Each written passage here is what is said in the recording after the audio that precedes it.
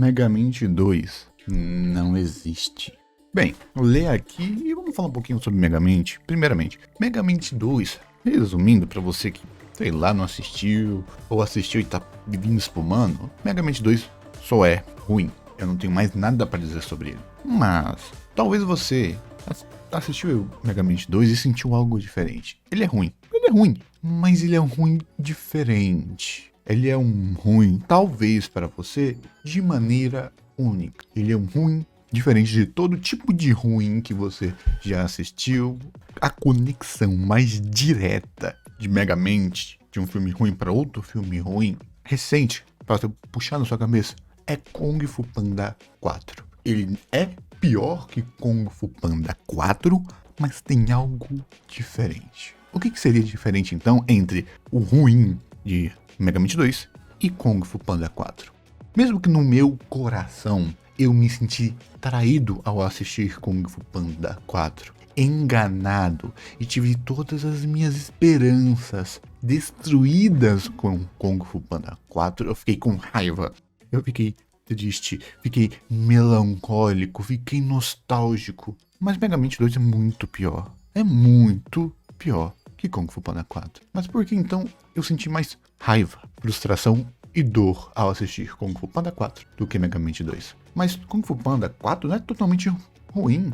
Tem algo bom lá. Ele tem um roteiro. Tipo, não é dos melhores, mas é um roteiro. A animação não é tão boa quanto as anteriores, mas ao menos é uma animação. Os personagens pelo menos se mexem direito. Ao menos pra mim. Agora, Megamente 2, por que ele não me decepcionou? Porque já tava na cara que ia ser ruim. Pelo trailer. Eu achei, isso vai ser um lixo. E não tem por que mude isso. Porque trailer, basicamente. Mas bem que a história podia ser boa, não é? A história podia ser boa. Talvez a história salvasse se fosse uma animação fim, mas a história salvasse? Não. Acho que uma analogia que eu poderia falar é: não se coloca pneu de Fusca em Ferrari. Vocês não contrataram, não deram dinheiro, não contrataram dublador.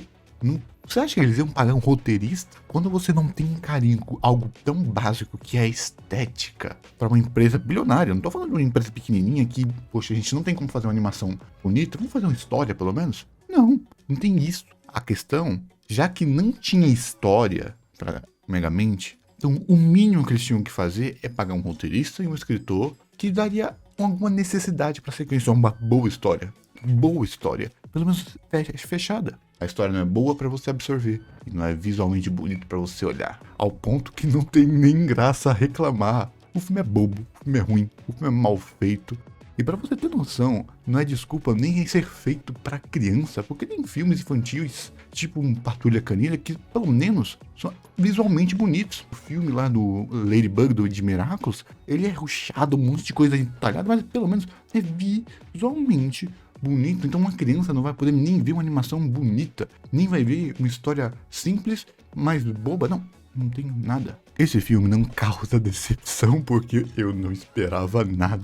Eu achei que vai ser um lixo. Foi um lixo. O filme não é tão feio quanto os vídeos da Vídeo Brinquedo. Pra você rir do filme. Eu peguei essa semana para assistir a Chicarinho Zoom e eu casquetei de rir com a dublagem. Casquetei quão feio é a movimentação. Ri da feiura. Essas coisas feias. É um feio tão feio que chega ao ponto de você rir. Mas não. É um feio em Megamente que só dói. Mas, pior de tudo, são as expressões e movimentações. A partir daí, não tem mais nada para eu falar desse filme. Ele é só feio e mal feito. Então, se você quiser sair do vídeo daqui, só isso. Então eu vou querer fazer algo minimamente diferente. Vamos então tentar desmembrar o do que esse filme ele é tão universalmente ruim. Porque, por exemplo, eu falei mal de Kung Fu Panda 4 e teve gente defendendo mas esse filme não tem uma alma viva com 50 anos ou com 10 que vai gostar desse filme. Será que é só por causa da animação? A animação é extremamente feia na camada, mas e se o primeiro filme tivesse essa animação do segundo? Será que a parte visual é tão importante assim? Nós temos vários filmes com animações feias, ruins, mas que as pessoas gostam. Deu a louca na Chapeuzinho Vermelho, muita gente gosta, mas é um filme visualmente tão feio e tão estranho que deu a volta e virou conceito, aquele ar de filme B. Então ele ser feio não é só isso, Eu não vi um, é feio, mas é divertido. Não, nem isso. Então, o problema é a história, né? Então, a história é tão ruim, tão mal feita, que mesmo você não tem nada lá. Porque as pessoas, elas conseguem separar, gente. Muitas pessoas conseguem separar. Ah, é visualmente feio, mas é uma história boa. E por ter essa história boa, eu vou passar pano. Ou seja, se a história fosse boa, dava pra tolerar essa animação ruim e feia. Pelo menos um pouquinho. Não ia ser todo mundo, mas ia pelo menos para pessoas que conseguem passar pano pra animação mal feita. A pessoa ia conseguir pelo menos aproveitar uma historiazinha legal. Mas não dá. A história é feia, um retcon, ferrado, pior dos personagens, descaracteriza os personagens, traz de novo trama. A trama do criado, truta e dane-se. Assistir o filme anterior para escrever o roteiro é tão difícil. Só pra pelo menos a gente poder ver o Megamente depois de 20 anos. Tá feio, mas pelo menos é o Megamente ali. Eu gosto do personagem, eu gostaria de pelo menos ver o Megamente. Ver um personagem que eu gosto. Mesmo que tá feio, mas é tão bom ver algo novo desse personagem. Pelo menos isso.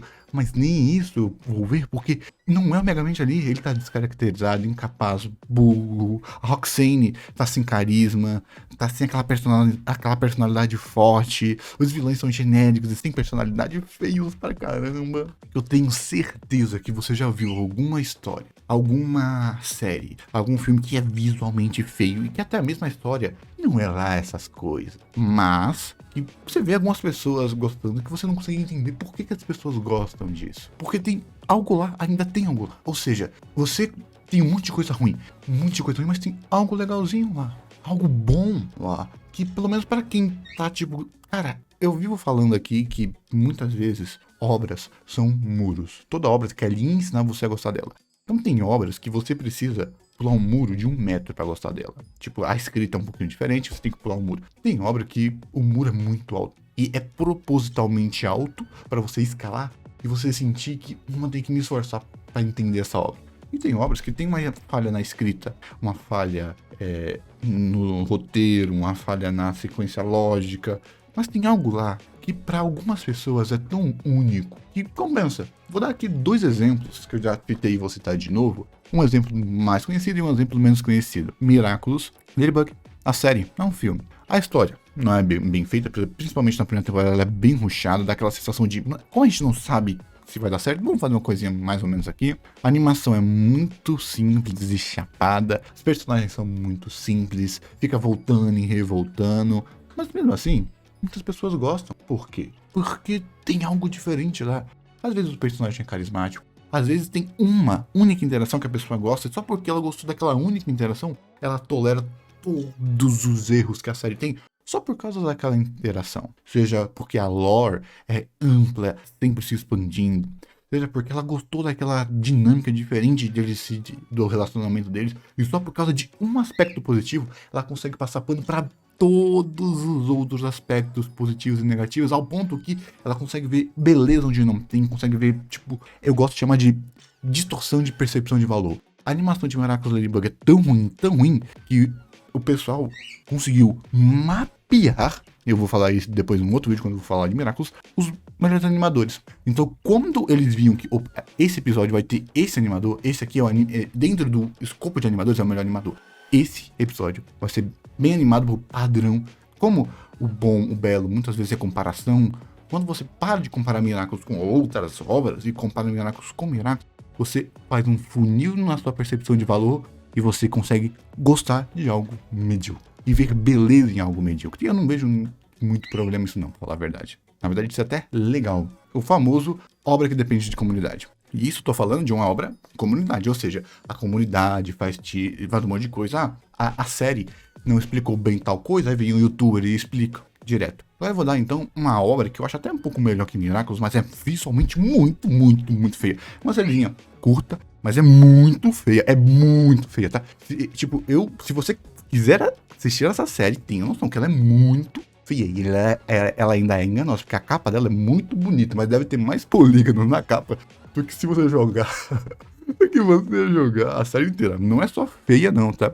Visualmente feia. Os personagens se movem estranhos, a boca se mexe estranho, o cenário é estranho, tudo é estranho. que é a série Kibble Clashers na Netflix. Mas a história é legal, minimamente decente. Os personagens são identificáveis e as batalhas de card são até que bem feitas, são competentes. Então isso que me chamou a atenção. Que eu decidi, vou assistir um episódio dessa babaquice. Aí feio. Aí do nada a animação fica aceitável na hora das batalhas. A animação melhorou. E foi isso que eu gostei. Porque no meio de um monte de coisa feia, eu me esforcei e consegui ver beleza. Olha que loucura. Principalmente que não é um estúdio bilionário, né? Você sente que, opa, é uma equipe provavelmente com menos dinheiro, mas eles estão tentando. Mesmo que eles não entreguem algo realmente, verdadeiramente bom, visual e bonito, você vê o pessoal gostando. Não é tipo um Dragon Ball, Dragon Ball que animação medíocre, em pontos específicos a animação melhora, mas você vê o pessoal tentando. Isso é muito diferente. Eu já falei isso aqui lá no canal de cortes, que eu gosto disso. Eu gosto de ver mangakas não tão experientes melhorando. Eu gosto de ver artistas melhorando ao ponto que o ponto do meio, que é quando o artista ele não tá perfeito, mas ele também não é mais amador, aquele ponto do meio que, pra mim, é aquilo exemplifica a beleza da melhora. É isso que eu vejo nessas séries, nessas duas séries pelo menos. Miraculous, comunidade, que a comunidade se esforça pra achar algo de bom, e Kibble Clashers, que é uma animação completamente esquecida, muito feia, e demais, feia de doer os olhos, de sangrar os olhos, mas que você vê que o pessoal ao menos tentou. E não tem isso em Megamente. Muito provável que seja isso, esse ruim estranho que você sentiu ao assistir Megamente 2. É isso que você deve ter sentido, é isso que eu senti. Não há nada minimamente bom, nem pra eu forçar, nem pra eu tentar forçar. Sabe, tentar ser fanboy, sabe? Querer ser o do contra, de querer achar algo bom no filme. Não tem. Eu consegui fazer isso com Kung Fu Panda 4, que eu falei que eu gostei mais da mudança de cargo do que o X sendo implantado. Mas não existe nada de bom pra você forçar. E chega um ponto que é tão ruim, que eu nem fico triste. Por quê? Não tinha esperança, não tinha anseio. Eu vou fingir que não é canônico. É tão feio. Foi feito pra streamer, que vai dar prejuízo. Eu posso ficar de boa, que Kung Fu Panda 4 tá dando lucro. Vai dar lucro. Mas pelo menos essa porcaria não vai dar lucro. Isso eu pelo menos fico feliz, na verdade. Porque não vai ter um Megamente 3. Porque não precisa de um Megamente 3. Até porque não existe Megamente 2. Não é mesmo?